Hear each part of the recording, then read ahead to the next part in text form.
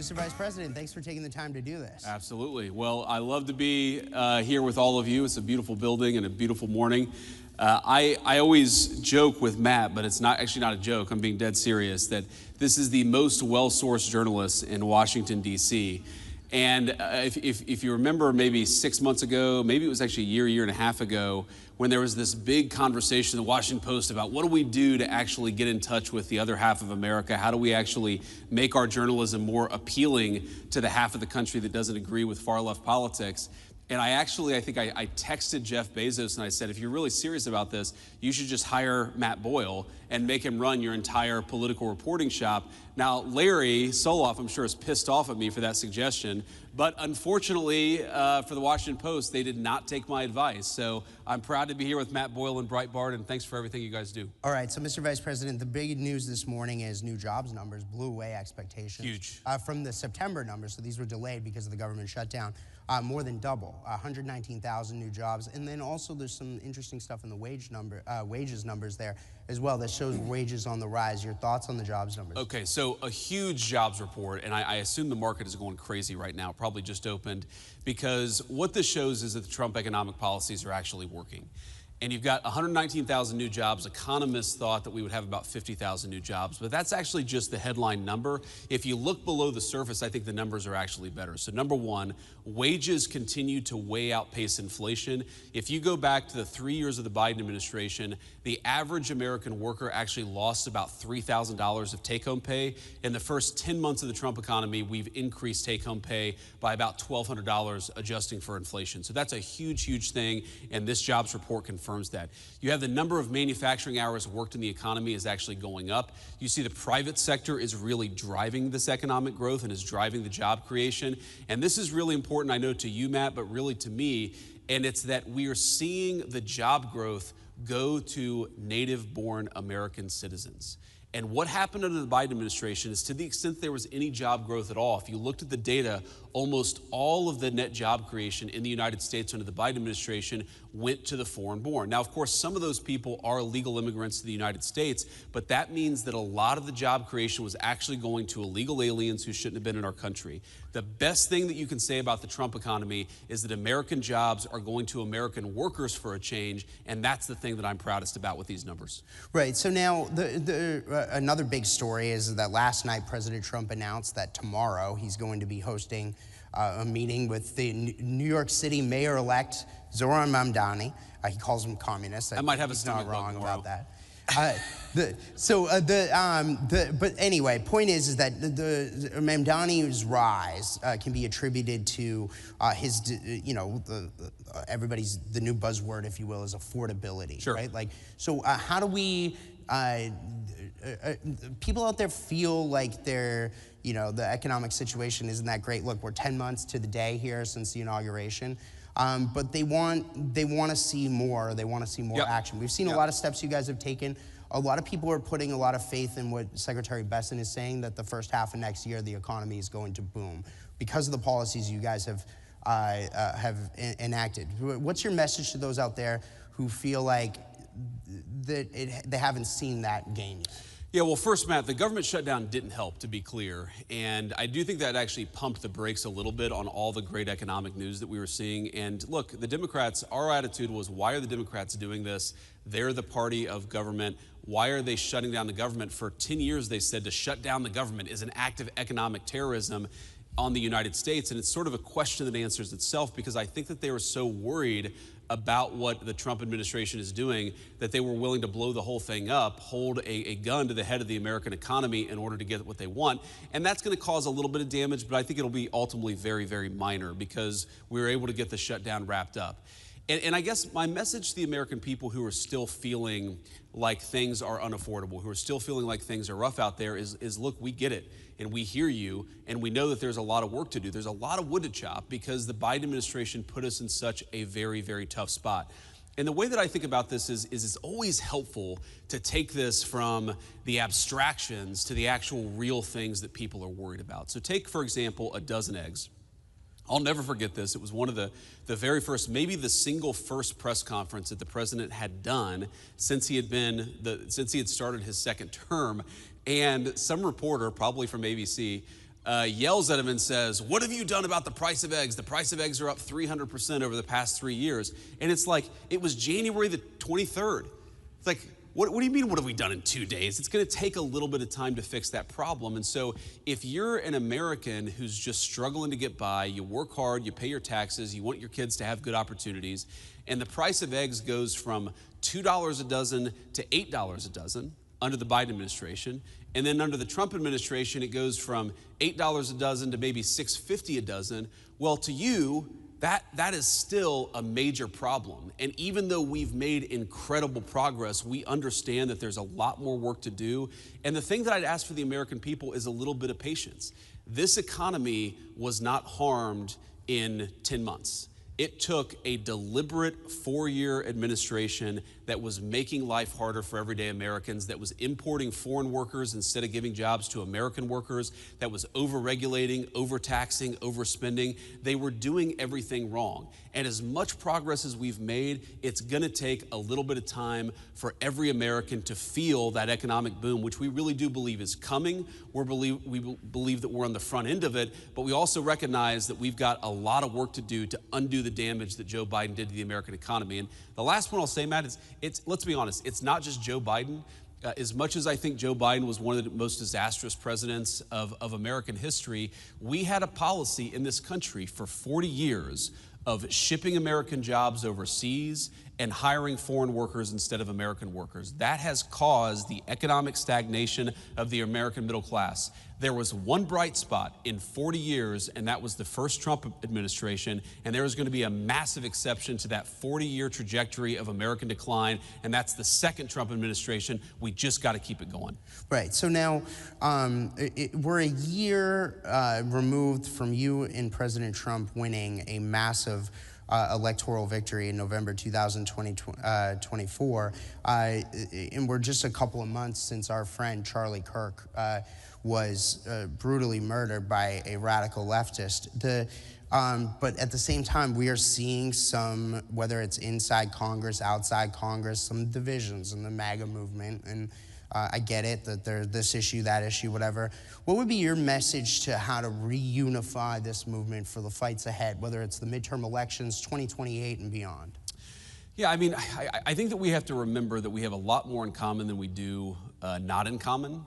And that the disagreements that animate the Republican Party, while they matter and they're important, I think these debates should happen. They should happen in podcasts, and they should happen in the media. They should happen on the op-ed pages. It's totally reasonable for the people who make up this coalition to argue about what our foreign policy should be, what our specific tax policy should be, what our housing policy should be. I mean, I had a meeting just yesterday that was focused in the West Wing about how do we get housing more affordable for young Americans because of all the things that got completely out of control under the Biden administration. You had homes that doubled or tripled in price depending on the geography in 4 years under the Biden administration. We've got to solve that problem for our young people so they can afford to buy homes, start families, and actually build their own American dream. So I think my attitude is, let these debates play out. But don't let the debates that we're having internally blind us to the fact that we are up against a radical leftist movement that murdered my friend a couple of months ago and that would throw many people in the Trump administration in prison, not for doing anything illegal, but for not following the far left's agenda. That is the real opponent here. A political movement in this country that has no animating principle, that has no agenda for the American people. Their sole obsession is to take down Donald Trump and anybody who helped Donald Trump govern. Focus on the enemy, have our debates, but focus on the enemy so that we can win victories that matter for the American people. That's my message. Right. So now, one of the things that powered your guys' victory, I think, a year ago was a political realignment in this country, where we're seeing working class people shift to the Republican side, and the Democrats, frankly, are becoming the party of the rich. There was a new report that our partners here that put on this event, CGCN, published a couple of weeks ago called Class Dismissed 2. And in this report, they go into detail about how some of the numbers on this political realignment, 75%, more than 75% of the top 30 income congressional districts are represented by Democrats now. That's a totally new thing. The last 3 presidential elections, the Democrats counties were represented more than 60%, in the case of the 2020 election, more than 70% of aggregate GDP in this country. President Trump won counties 30-something% in each of those elections. So your thoughts on what we're seeing now with this political realignment and some of those statistics? So let me say a few things, Matt. So first of all, I think that part of what you see as division in the Republican Party is a consequence of this realignment. We have a new governing coalition. We have a new political coalition. We have people who didn't used to vote Republican, and frankly, they have different preferences sometimes on certain issues than maybe the Ronald Reagan or George W. Bush Republican Party did. I think the Donald Trump Party is a fundamentally new phenomenon in American politics. I think that it can govern the country successfully for the next generation, but some of those divisions you talk about are just the natural outgrowth of the fact that we've got a lot of working class voters who frankly don't care what was Republican orthodoxy 25 years ago, and so they're pushing the party in a different direction. And again, I think that debate is natural and normal, and it's something that we should frankly lean into, recognizing that the far left is really the problem that we have to confront in this country. The second thing that I'll say about it, Matt, is I think it's a great thing. You know, and I'm biased. Obviously, I grew up in a working class family. I was raised by the kind of people who were blue dog Democrats, socially conservative Democrats in the 80s and 90s, and have turned hard towards Donald Trump's Republican Party. These are the people who built America's greatest icons, who built America's greatest buildings, who drive our food into the grocery store every day. They are the human beings who actually make this country run. I'm proud of them, and I want to keep the Trump coalition together. That's one of the things that we have to do in 2026. And this is my third point, and this is tough, because one of the things that was true of the Democratic coalition in, say, the 1990s is that because the Democratic coalition in the 90s was more upscale, they showed up, the Republican coalition in the 1990s was more upscale, they showed up in midterms. So Republicans tended to do a little bit better in midterm elections in the 1990s than, say, Republicans do today. And that's because while these working class voters are great, they're also people who don't necessarily show up to vote in the midterms all the time. We've got to motivate them. We've got to get them out to vote. I think it's one of the lessons that we learned in Virginia and New Jersey is that when Donald Trump is not on the ballot, you've got to give people something to actually believe in, something to be inspired by to get out there and vote. They're not going to vote just because you have an R next to your name. You've got to speak to this new working class coalition. And the one worry that I have when I look at so many of our great congressional allies, I do think that some of our folks in Congress, they want to go back to the Republican Party of 20 years ago. That Republican Party was a Republican Party that lost and that couldn't successfully govern the country. We need to lean into this new coalition, do a better job serving them, and that's how we get them to show up in these midterm elections so that we can win not just presidential races, but midterm races too. Right. Okay. So you mentioned George W. Bush at the beginning of that answer. Now, there's a lot of news going on out there. Today is a somber day for the Bush family and for your predecessor, former Vice President Dick Cheney, who passed away. Today's his funeral. So I wanted to see if you have any thoughts on or message to the Cheney family. I know there was some misreporting out there about whether or not you were invited to that or whatever. But outside of that, there's also another big report that came out a couple of days ago about how George W. Bush and the people around him are plotting for retaking the Republican Party from President Trump and you down the road and going back to the old way of doing things. I guess they don't like to win, but the point is that that's out there. So any response to that as well? Well, first of all, my condolences go to Dick Cheney and his family. Obviously, there are some political disagreements there, but he was a guy who served his country. We certainly wish his family all the best in this moment of grieving. On the issue of George W. Bush, I mean, look, as you know, Matt, I don't put stock in any story that doesn't come from Matthew J. Boyle at Breitbart News, so this could be totally fake news. But I definitely think, and you already see this, you saw this in 2020, you're going to see it in 2025 and 2026, there is an effort to try to wrest control of the Republican Party away from the voters and away from the coalition that really delivered the big victory in 2024. I think it's a huge mistake. Look, the American people don't want stupid wars and America's jobs going overseas and wide open borders. That is, whether intentional or not, that was the legacy of the Republican Party that came before Donald J. Trump. I'm glad the president got us away from that Republican Party. It lost, but it was also a disaster for the United States of America. Let's actually have a foreign policy where we focus on the interests of American citizens. Let's have an economic policy that's about building in the United States of America rather than shipping all of our jobs overseas and getting Wall Street enriched in the process. Let's have an economic policy that's about more self-sufficiency. I mean, I have 3 kids. I have an 8-year-old, a 5-year-old, and a 3-year-old. I don't want to wake up in a country where I take my kid to the doctor and they can't get antibiotics, because the antibiotics that were invented in the United States of America are manufactured in some foreign country. That is the legacy of the Republican Party that came before Donald J. Trump. We're not going back to it. Okay, so now you mentioned the foreign policy and the deals that we're seeing around the world. One of the things that's been the hallmark here of President Trump's second term, again, we're 10 months to the day since the inauguration, has been these deals. We were going to try to do this event last month, but I know you got called over to Israel on the Gaza deal. Sure. So give us kind of and by the way, we have in the audience here today, I know that there are ambassadors from at least 2 places. The European Union ambassador and the Taiwanese ambassador are here. Walk us through how President Trump has approached these various big picture deals, because I mean, he's got more than, I think, 85% of world GDP now in trade deals. Sure. With the United States, and I lost count of how many peace deals he's done this year. Yeah, well, greetings to the ambassadors. We're thrilled to have you, of course, and greetings to everybody else, including even the fake news, who I'm sure is reporting there in the back. There's a lot of fake news back I'm sure they're all lined up. I'm sure there are. I can see their fake news eyes peering up at me, I'm sure, ready to misreport everything that I've said today. But no, we love you guys too. Kind of. So here's the thing about the president's negotiating style.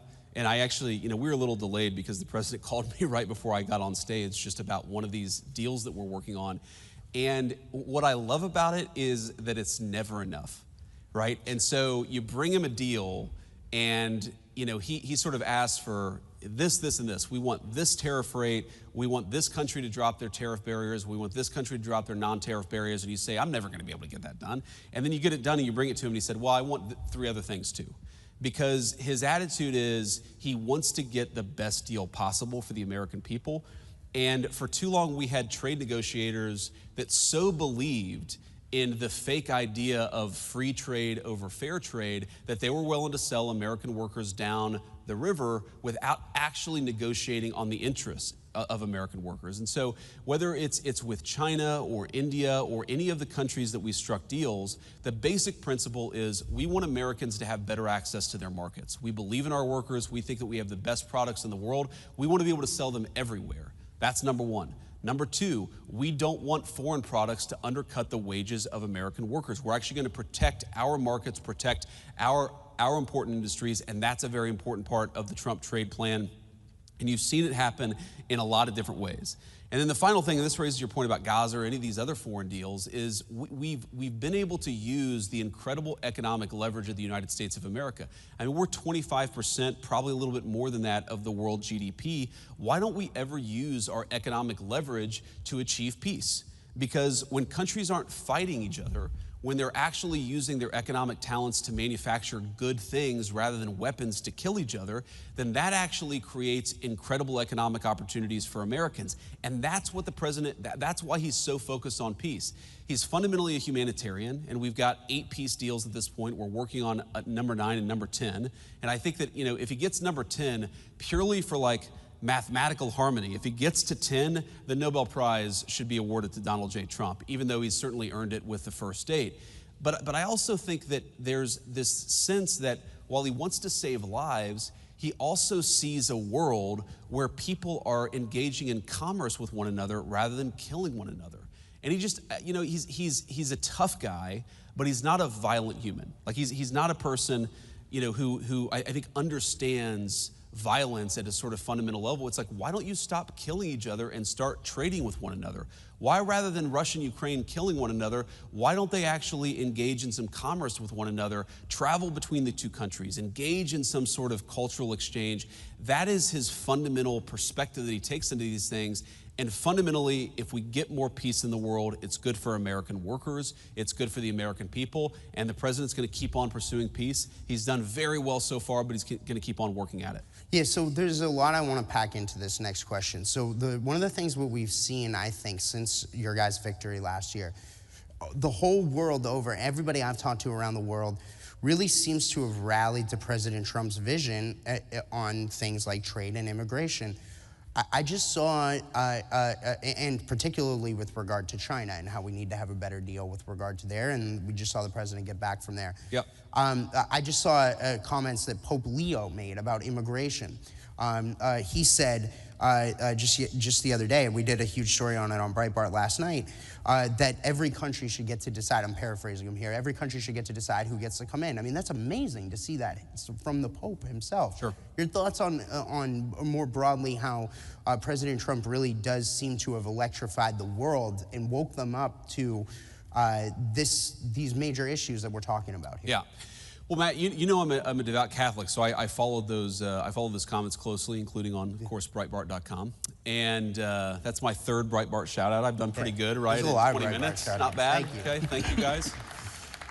But you know, it's interesting because you may not know it, judging purely from the comments of some people on social media, but the Catholic Church's views on this are actually quite clear. And it's that, yes, you must treat immigrants humanely. On the other hand, every nation has the right to control its borders. And obviously how you strike that balance is very important, but there's a lot of room there to actually control your own borders for the sake of your own people. One of the things, Matt, that you know always frustrated me about the immigration debate is that we ignored how open borders were not actually good for the dignity even of the illegal migrants themselves. You had little kids getting sex trafficked. We had 300,000 missing children under the Biden administration that the Mexican drug cartels had brought into our country. You had cartels using, in some cases, 9 and 10-year-old children as drug mules for their activity. Border security is not just good for American citizens, it is the humanitarian thing to do for the entire world. Because when you empower the cartels and when you empower the human traffickers, whether in the United States or anywhere else, you're empowering the very worst people in the world. Now, you've seen this in Europe, you've seen this in a whole host of places, but you know, it's almost like Europe and America got this idea in their head that to control your border at all was fundamentally, you know, uncompassionate, maybe it was even racist and bad. The president and I reject that wholesale. Putting the interests of your citizens first, it's not some ancillary thing. It is the very purpose of government. I am the American vice president. I wish very good things for the people of Mexico or the people of the United Kingdom or the people of any other country, but my priority, my charge is to look after the people of the United States of America, and you cannot do that if you're flooding the country with a ton of illegal immigrants and the drugs and the crime that they bring. Yeah, so the last question I've got, please give him applause for that one. That's incredible. Okay, so Mr. Vice President, the last question Even I've the got, Washington Post applause. I know, I think they did. So I got fired. So Mr. Vice President, the last question I got for you on that note, so is that there's a big discussion right now about healthcare in this country. Yes. The ACA subsidies expire at the end of the year. There's a lot of questions about what's going to happen about this. The Democrats shut the government down supposedly over this. But where does this go? What do we do to address healthcare prices and premium prices and so on and so forth? What does that look like? Is it a reconciliation plan? Walk us through what happened. So what's so crazy about this, Matt, is right before the government shut down, we had a meeting with Hakeem Jeffries and Chuck Schumer in the Oval Office. Is this where they President Trump gave them the MAGA hats? Yeah. This is, no, not just that. But the president whispers to one of his personal assistants. They're all very good people. And she kind of runs off, and I think to myself immediately, oh, what the hell have I gotten myself into? And she comes back with 2 Trump 2028 hats to give to Jeffries and Schumer. And then he has the photographer come in, and he points at Jeffries as he's holding the Trump 2028 hat. And he's like, he says to the photographer, make sure Hakeem gets that. I'm sure he's going to want to use it in his campaign advertisements. And it was like a hysterical moment. But when we got to the serious stuff, and they said, we really want to address the healthcare problem, confronting the American people, the president said, well, absolutely, we agree. We want to address the health care problem confronting the American people. In fact, you people screwed it up with Obamacare, the Unaffordable Care Act, and now you're coming to us saying, let's fix it. Great, let's fix it. And then they said, I think they were kind of caught off guard, and they're like, well, but we want the fix before we're willing to open up the government. And the president was like, that's like 3 days from now. You want us to fix American health care in the next 3 days, and unless you do it, you're gonna shut down the government? How about we open up the government and then work together to fix American health care? And of course, we know the history. They rejected it. They shut down the government. But I don't want to get ahead of the president, Matt, because we had a very, very good meeting in the Oval Office yesterday. I think that we have a great health care plan coming together. I think that it's gonna get Republican and Democrat support. And I think the president, look, right now, the American people get crap health care and they pay way too much for it. You have people who are paying thousands of dollars a month in premiums for a family of 4, a family of 5, and the access to health care is really low. This system is broken. The Democrats broke it, but who cares? We're going to work together if they're willing to fix it.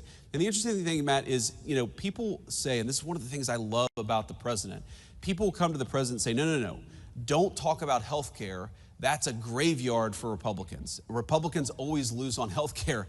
And the president's like, I don't care about the politics of it. This system is screwed up for the American people. We need to fix it. So let's go and do it. Politics be damned. I love that. That's leadership, and that's exactly what we should want coming from the White House. Mr. Vice President, really want to thank you for taking the time here. Thank you, Matt. Good to see you guys. Yeah. Thank you. I'm American made. I got American part.